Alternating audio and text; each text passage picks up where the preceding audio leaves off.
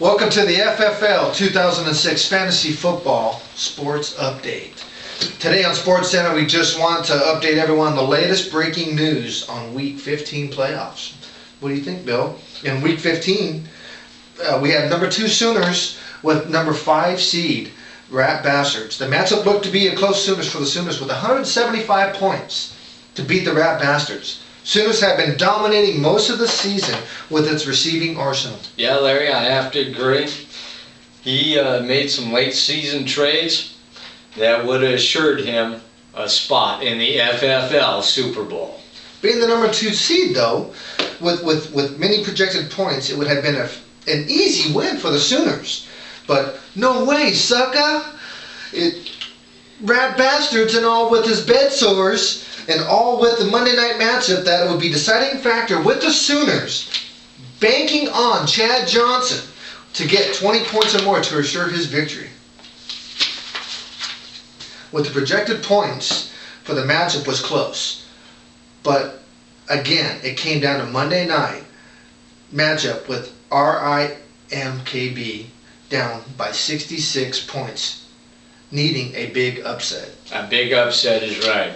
With Peyton Manning coming off of substandard playing, he just tore Cincy's ass up at the goal line. Absolutely. Although Rick's history should be used to this. Absolutely.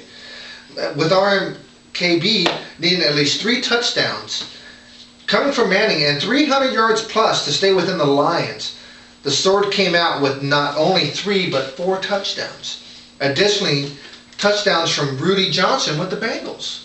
After IMKB realized he'd just come back from the unspeakable amount of points he was down, he quickly realized that he was going to the show after an incredible season fighting off his sissy partner, Blow, to make the 6th and final spot. Absolutely. He was a little butt sore on that when he found out about that night. Those ass sores are mean. Those ass sores are unbelievable.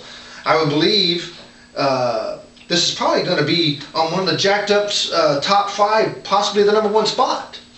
Lions, you got jacked up!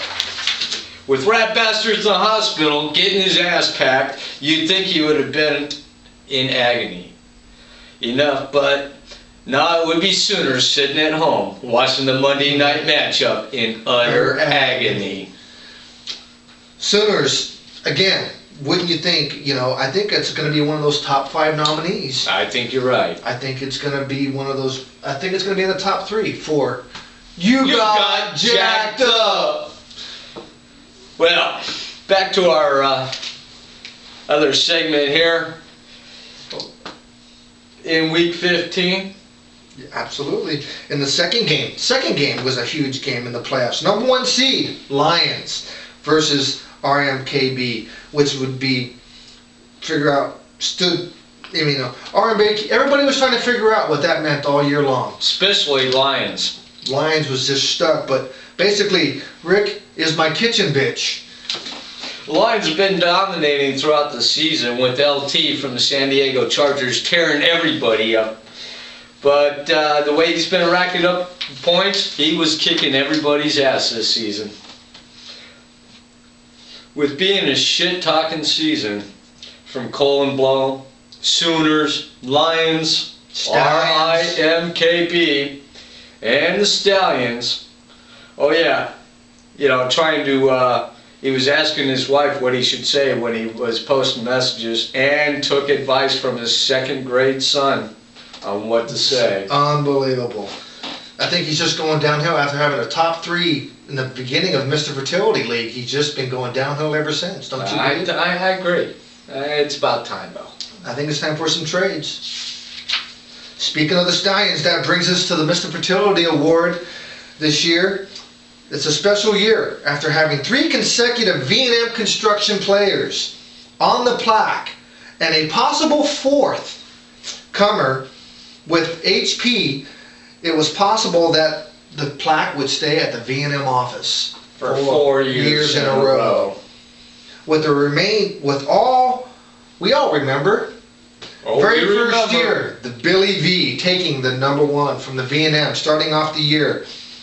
then who can ever forget 0 for Cook. 0 for 14. Not winning a single game. But no, you would think it would end there. But Ofer had to bring his younger sibling in. And lo and behold, Apple Cook was born. And he is on the plaque. Unbelievable. So it was possible that Rat Bastards, HP, being the rookie, could possibly take the 4th year in a row for V&M Construction. But no, folks, we have a new Mr. Futility this year. After 6 years of the Futility Award, it looks like the Casey franchise has been completed and now is known as the Casey Trifecta Futility Award. So Cole, come on down and receive that convent honor and new Mr. Futility Award to proudly hail in your office to show all your friends and family. I'm sure they are very proud of you.